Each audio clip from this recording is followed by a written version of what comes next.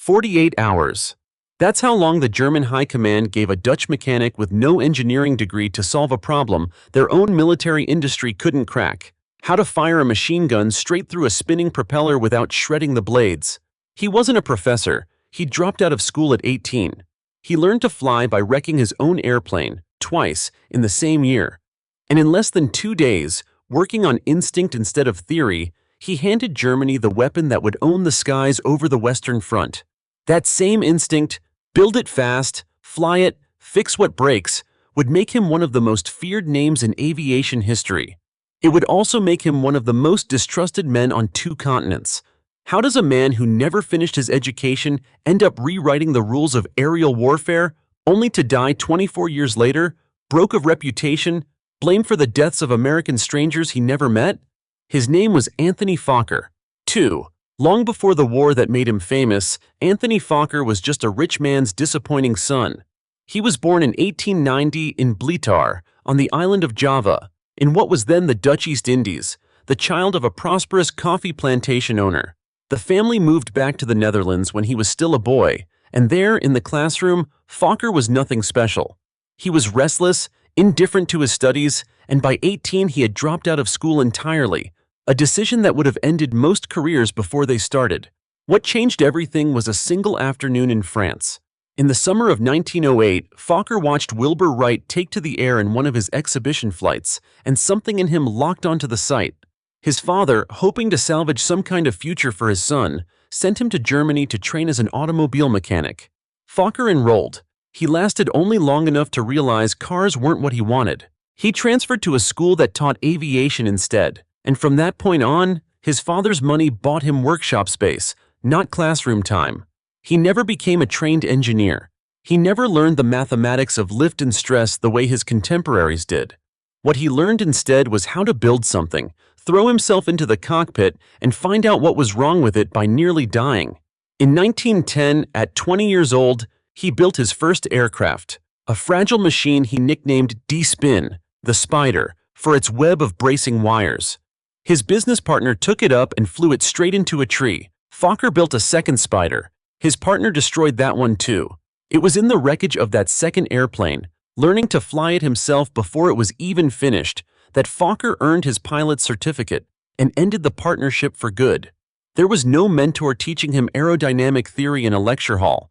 There was no research department, no wind tunnel, no formal apprenticeship under a master designer. There was only a young man with his father's money, a field to crash in, and an appetite for solving problems by trial, not by calculation. That was the method he carried with him into every workshop he would ever run. Build it, fly it, find out what breaks, fix it, fly it again. Skip the theory, trust the test. It was a philosophy built entirely around speed. Speed of iteration, speed of decision, speed of getting a working machine into the air before anyone else did. In the years ahead, that same instinct would hand an empire the weapon that ruled its skies.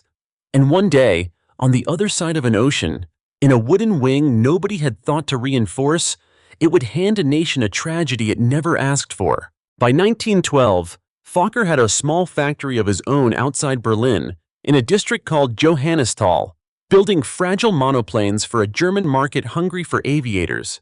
He wasn't alone in that district. A few miles away, in a very different kind of workshop, a very different kind of man was building airplanes too. His name was Hugo Junkers.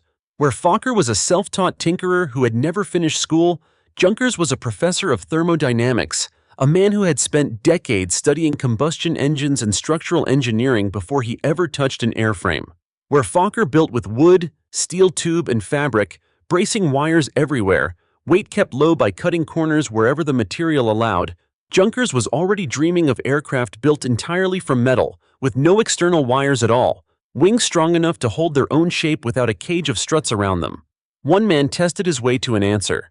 The other calculated his way to one. In 1915, both were building airplanes for the same customer, the Imperial German war machine. Neither yet knew which philosophy the war would reward first. That summer, the German military brought Fokker a problem they couldn't solve. A French aircraft had gone down behind German lines. A Moran Saulnier flown by a pilot named Roland Garros, who had spent months terrorizing German pilots with something no one else had: a machine gun that fired straight ahead through the arc of his own spinning propeller.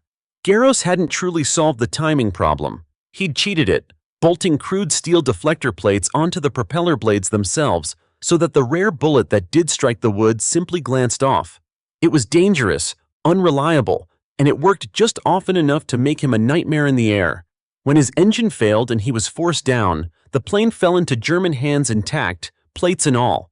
The Air Ministry didn't want a copy of Garros's deflector trick. They wanted something better, and they wanted it now. So they sent for the Dutchman. Fokker looked at the captured French machine and decided almost immediately that the deflector plate approach was a dead end. Crude, wasteful, prone to failure. What he proposed instead was a mechanical link between the engine and the gun itself.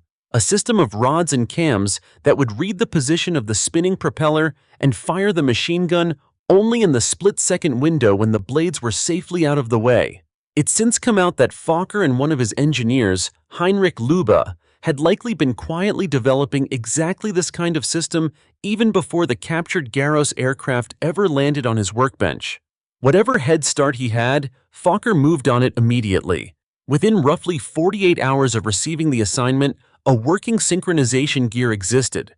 It was crude, first generation, and entirely unproven in combat. But it existed, and nothing like it existed anywhere else on either side of the war. On May 23, 1915, Fokker personally demonstrated the system, having towed the prototype aircraft behind his own touring car to a military airfield outside Berlin.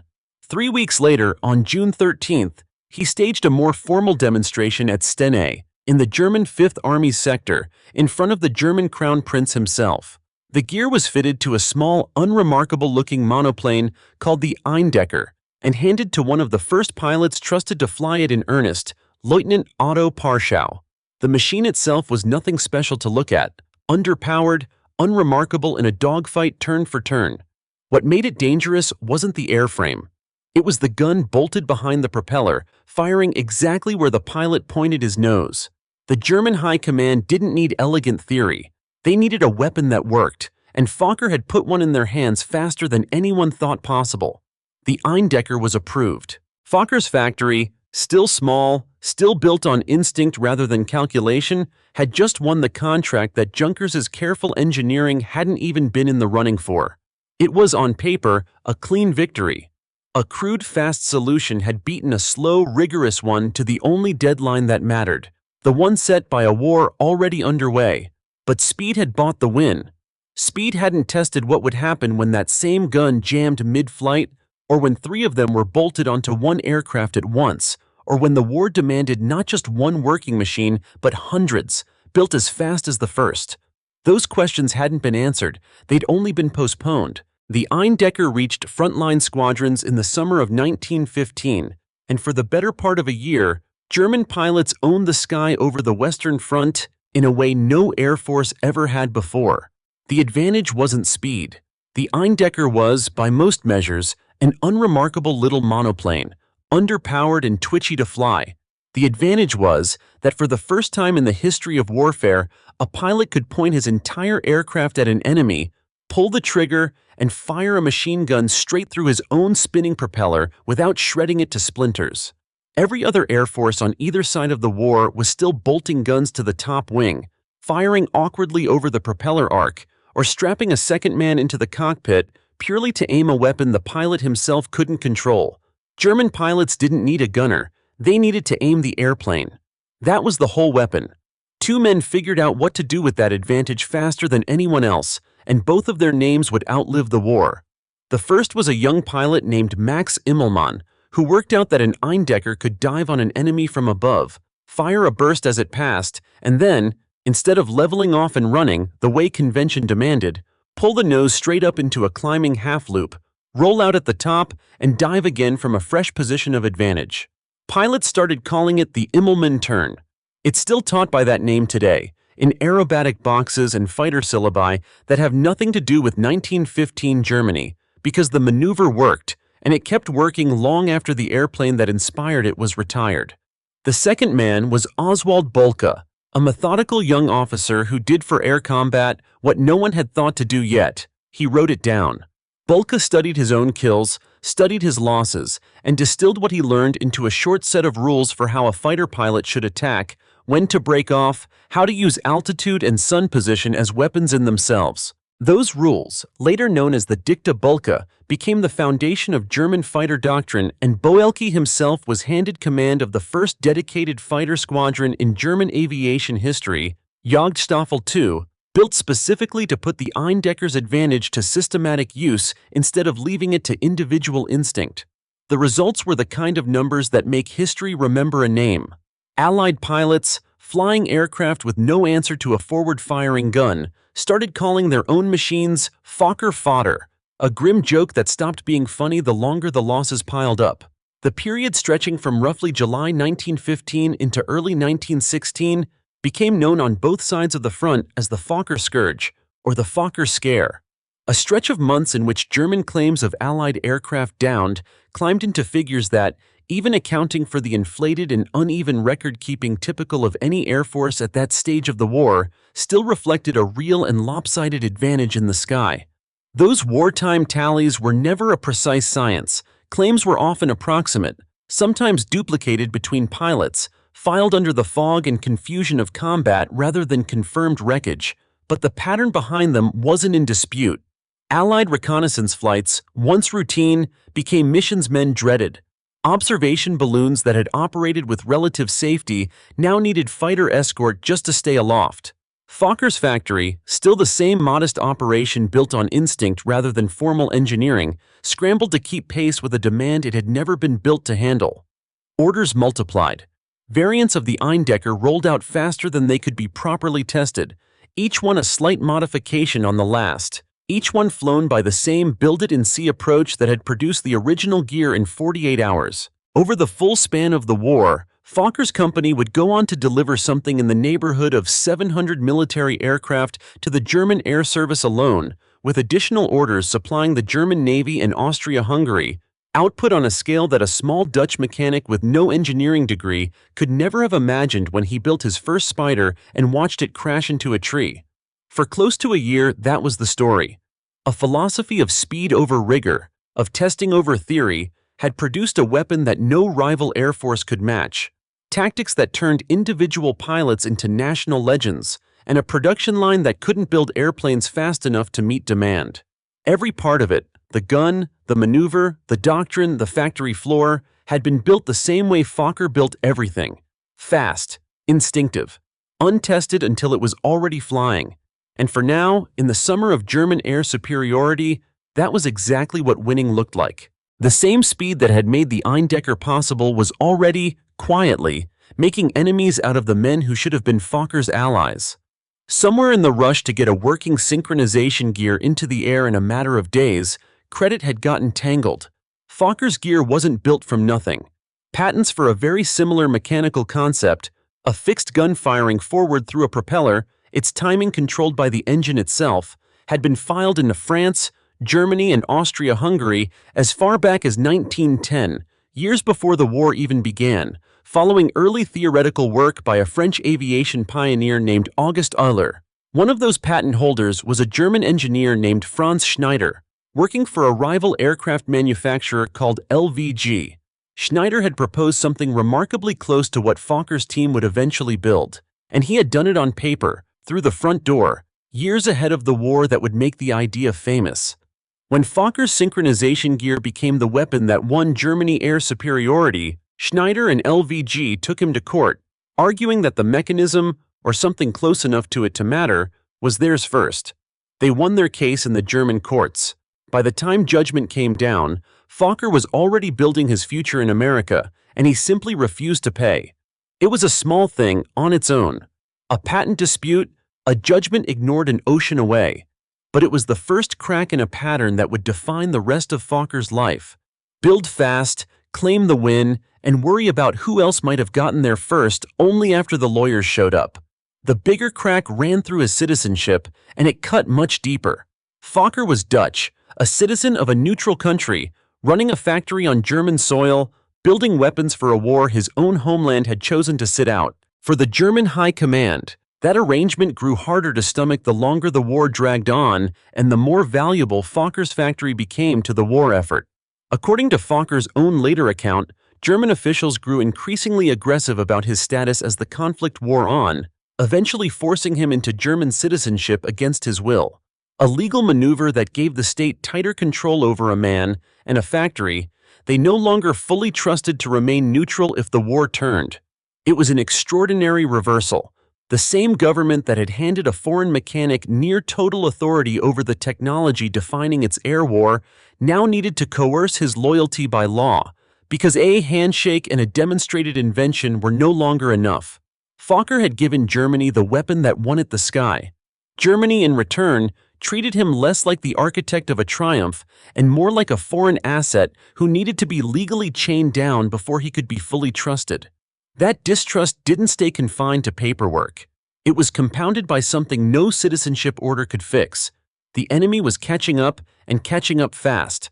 By the fall of 1916, the technological monopoly that had defined the Fokker Scourge was over. French and British designers had spent the better part of a year studying exactly what made the Eindecker so dangerous, and they answered it not with a better synchronization gear of their own, but with a different kind of airplane entirely. Faster, more maneuverable machines that didn't need to solve the propeller problem at all, because they carried their guns somewhere the propeller couldn't reach. The French Nieuport 11, a small nimble biplane nicknamed the Bébé, mounted its machine gun on the top wing, firing clean over the arc of the propeller with no synchronization required. The British answered with the DH-2, a pusher configuration fighter with its engine mounted behind the pilot and its gun bolted to the nose, facing forward with nothing spinning in front of it at all. Neither design was as technically elegant as what Fokker had built. Neither needed to be. Both were light, fast, and available in growing numbers exactly as the Eindecker's own limitations, underpowered, structurally fragile, stretched thin by wartime production demands, started to show. By the time the Fokker Scourge came to its natural end in the fall of 1916, the pattern that had defined the entire episode was already visible for anyone willing to look at it honestly. Fokker's factory had won the race to the front by moving faster than anyone else could react. It had never won the race by building something built to last. The gear jammed. The airframe was thin. The advantage had always been temporary by its very nature, a head start, not a wall. And now the rest of the war's aircraft designers had closed the gap using exactly the kind of careful, deliberate engineering that Fokker's whole career had been built on skipping.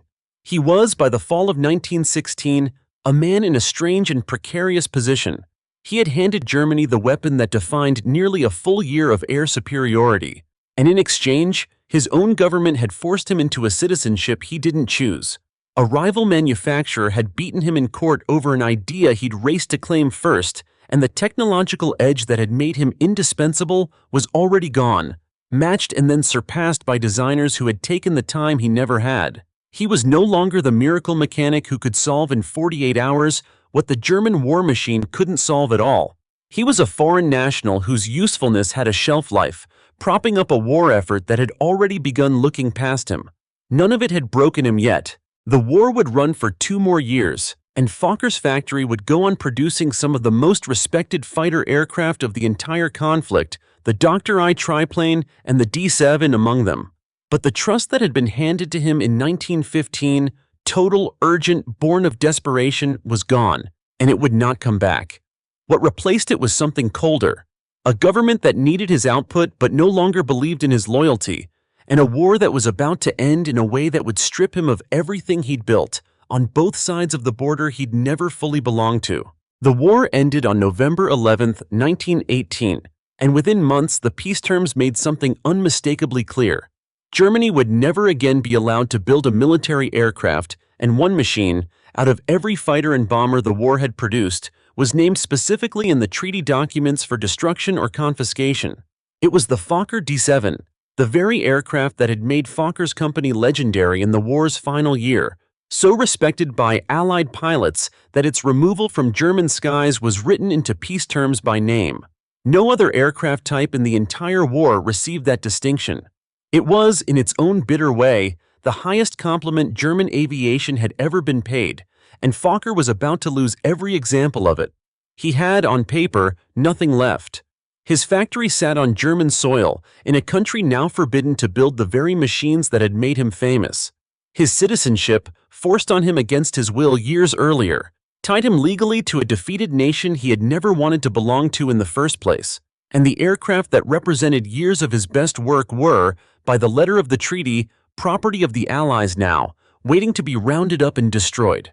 Fokker did not wait to find out what waiting to be rounded up would actually look like. In 1919, he arranged an export permit, through channels historians still debate the full legitimacy of, and began quietly moving his company's most valuable remaining assets out of Germany before anyone could stop him. What followed was one of the more audacious smuggling operations in the history of industrial aviation. Over 6 separate trains, made up of hundreds of freight cars, Fokker moved nearly 200 aircraft, complete or in pieces, along with engines, tools, technical drawings, and even skilled workers, across the German-Dutch border and out of Allied reach entirely.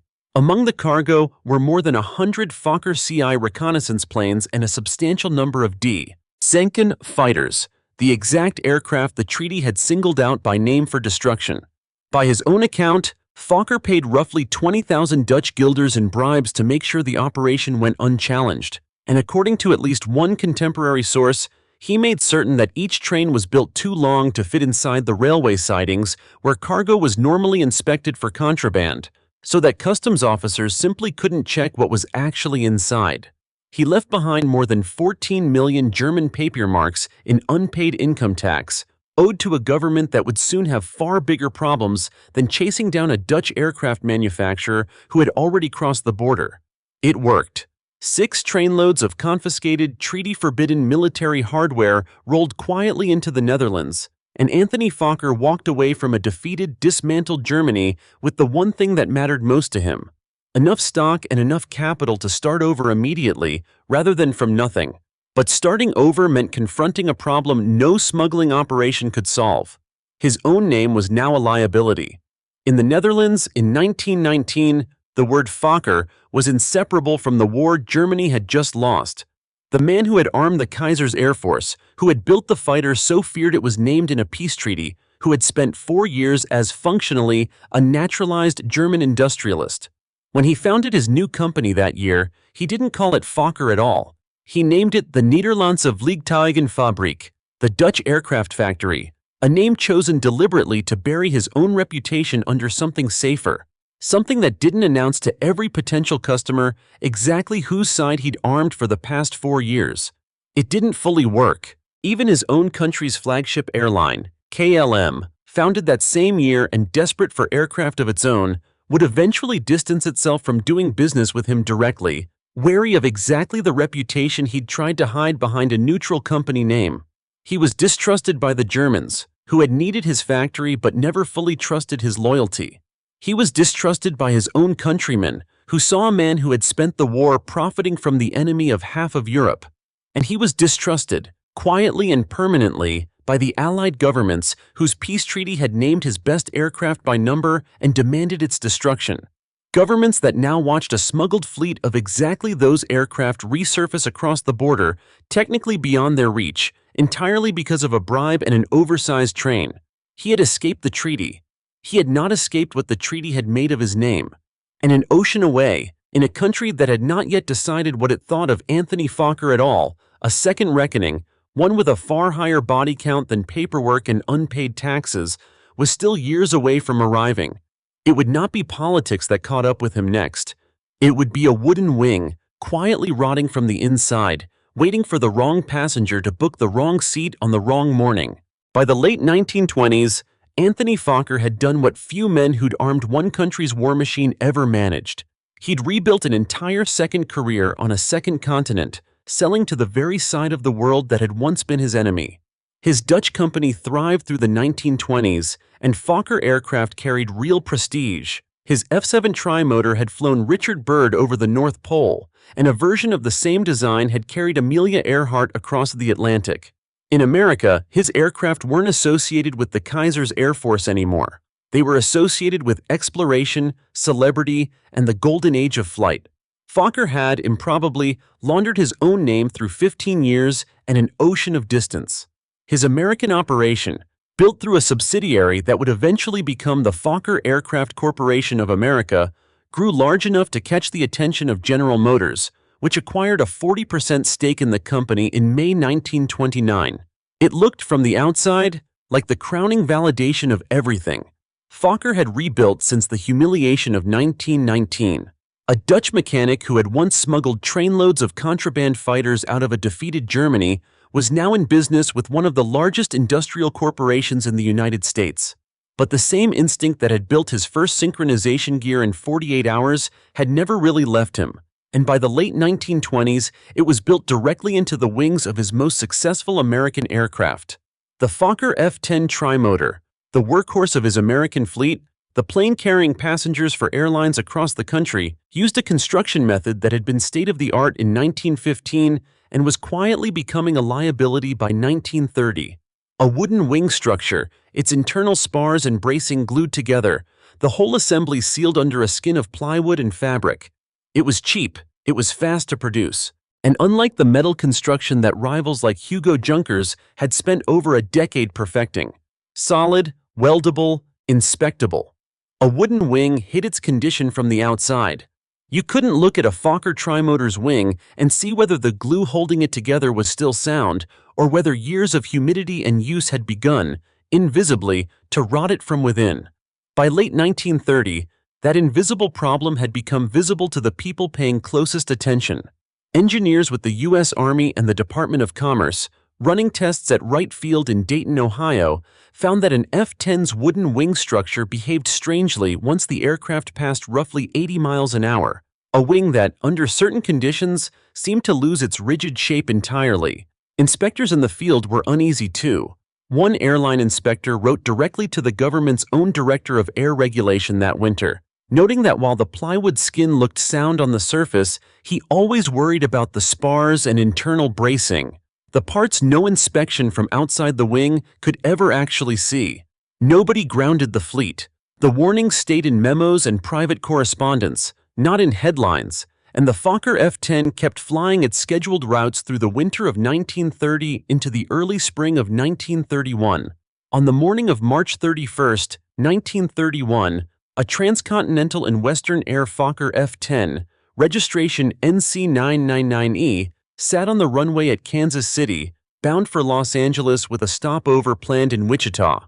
The cabin, built for 12 passengers, was only about half full that morning, until one traveler made a late change of plans.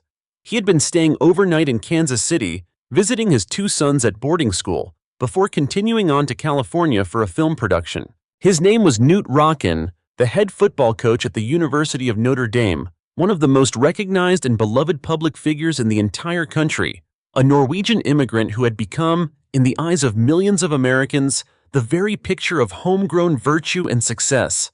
He took the empty seat. The weather that morning was poor: snow, drizzle, low cloud, ice forming on exposed surfaces.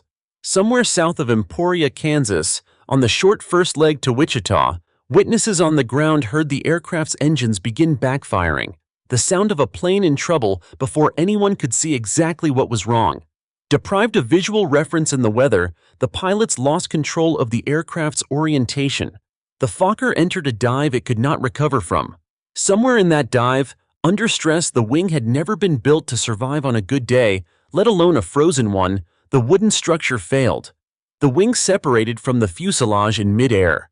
The aircraft came down in an open field a few miles outside a small town called Bazaar, Kansas. All 8 people on board were killed instantly, Knut Rockne among them. The investigation that followed didn't take long to find its answer, even if it took time to prove it beyond doubt. The wing's wooden structure had absorbed moisture over months, maybe years, of ordinary service.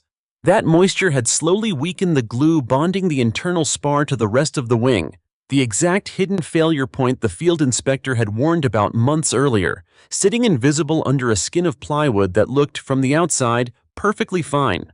For the first time in the short history of American commercial aviation, a plane crash had killed someone the entire country already knew and loved.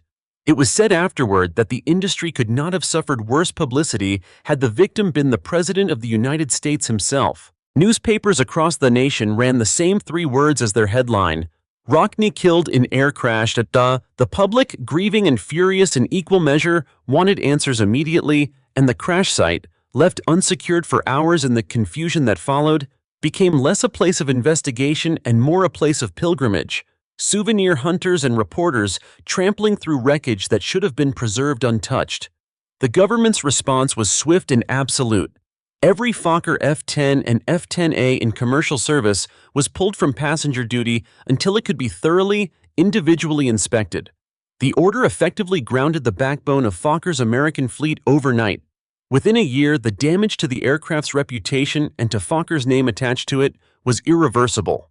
General Motors, already weighing its exposure as the country sank deeper into the Great Depression, wound down its involvement in the aviation subsidiary through 1930 and 1931.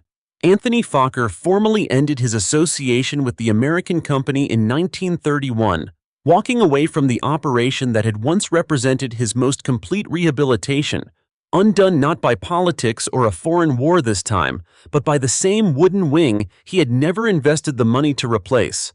3 outcomes closed out the disaster, each of them permanent in its own way. Fokker himself survived it, but never as more than a name attached to a catastrophe for the rest of his life. The man whose plane had killed Knut Rockne, however the sentence was arranged.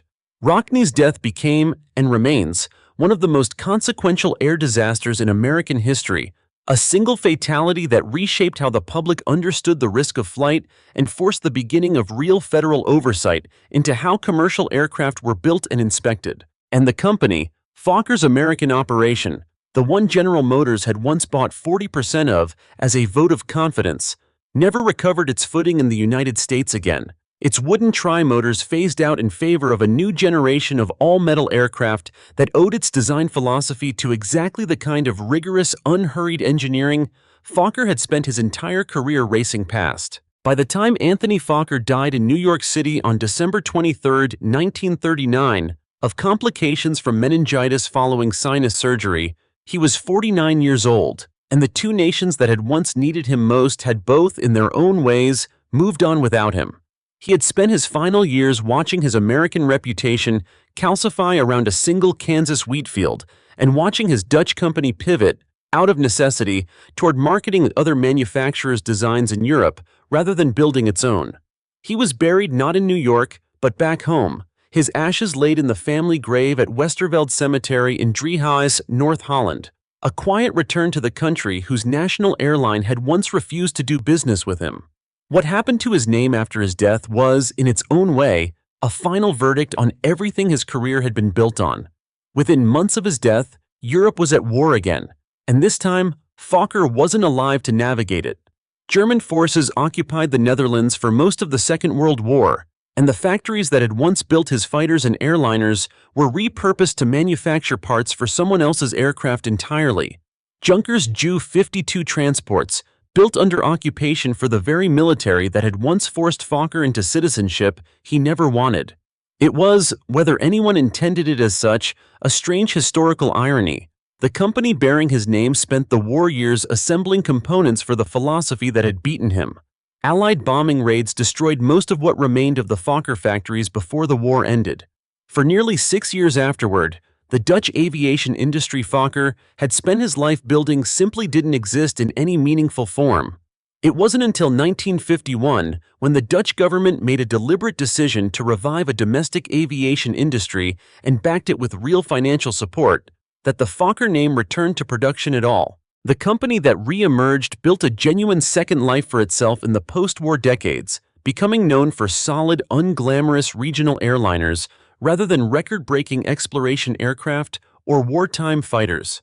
It survived in that form for another 4.5 decades, until 1996, when the company that had once been the largest aircraft manufacturer in the world finally declared bankruptcy and closed its doors for good, ending an 84-year run that had started with a young man crashing a spiderweb biplane into a tree. What survives today of the machines that made him famous sits, appropriately, in glass cases rather than in active service. Original Fokker D-7 fighters, The exact aircraft the Treaty of Versailles had named specifically for confiscation, the same aircraft Fokker smuggled across the Dutch border by the trainload, are preserved today at the National Air and Space Museum in Washington, at the Royal Air Force Museum in London, and at the National Aviation Museum in Ottawa, among other collections. They exist as artifacts now, admired by visitors who mostly have no idea that the man who built them once bribed his way past customs inspectors to make sure they'd survive the piece that was supposed to destroy them. The historical verdict on Fokker himself has never fully settled, and it probably never will, because the two halves of his career don't add up to a single simple judgment. The engineering was, in its narrow moment, genuinely revolutionary. A synchronization gear built in roughly 48 hours that handed an entire Air Force a full year of uncontested dominance, a solution so effective it gave an entire era of aerial warfare its name. But the man who built it was never, by his own biographer's own admission, a rigorous engineer in any formal sense. He was gifted at building fast and flying immediately. He was never especially good at asking what might go wrong 10 or 15 years down the line in a wing nobody had reinforced. Holding weight, it was never built to carry an ice and low cloud over Kansas. That's the contrast that Hugo Junkers's career, running almost exactly parallel to Fokker's, makes impossible to ignore. Junkers had been building in metal since before the war that made Fokker famous. Cantilevered wings, no external bracing wires, a philosophy rooted in calculation rather than instinct, in the kind of research and development spending Fokker's own biographers say he never fully understood the need for. It took the rest of the aviation industry the better part of 2 decades to fully catch up to what Junkers had been arguing for from the start. By the time Douglas rolled out its first all-metal airliners in the early 1930s, aircraft built, not coincidentally, in direct response to the same crash that ended Fokker's American career, the debate between wood and metal, between instinct and calculation, had already been settled. It just hadn't been settled in Fokker's favor. He gave the world's air forces their first real fighter weapon in a matter of days. He gave one of America's most beloved public figures a wooden coffin built from the exact same instinct. Both of those facts are true, and neither one cancels the other out. That, in the end, is the only verdict history has been willing to hand down. 2 philosophies built the airplanes that decided the 20th century's air wars, and only one of them was ever tested by trial and error alone. One man built by instinct. He tested in the air, not on paper, and he trusted a working machine over a theoretical one every single time. That instinct gave Germany a fighter in 48 hours when careful engineering couldn't have delivered one in 48 weeks. It won a war's most feared skies for the better part of a year. The other man built by calculation. He trusted mathematics over momentum, metal over wood, and years of research over the fastest possible answer. That patience produced nothing spectacular in 1915. It produced something that outlasted 1915 by decades. Speed wins the moment it's needed. Rigor wins the moment after that, and the moment after that, and every moment that follows, for as long as the machine keeps flying. Anthony Fokker never stopped trusting the method that made his name. It handed him an Air Force's gratitude in 1915. It handed him a smuggled fleet in 1919. It handed him Amelia Earhart's trust and Richard Byrd's and a Notre Dame football coach's, right up until the morning a wing that had never been reinforced finally gave out over a frozen field in Kansas. 48 hours built the machine gun that made him famous. 48 hours never built anything that lasted. He died believing in speed. History remembers him for what speed cost.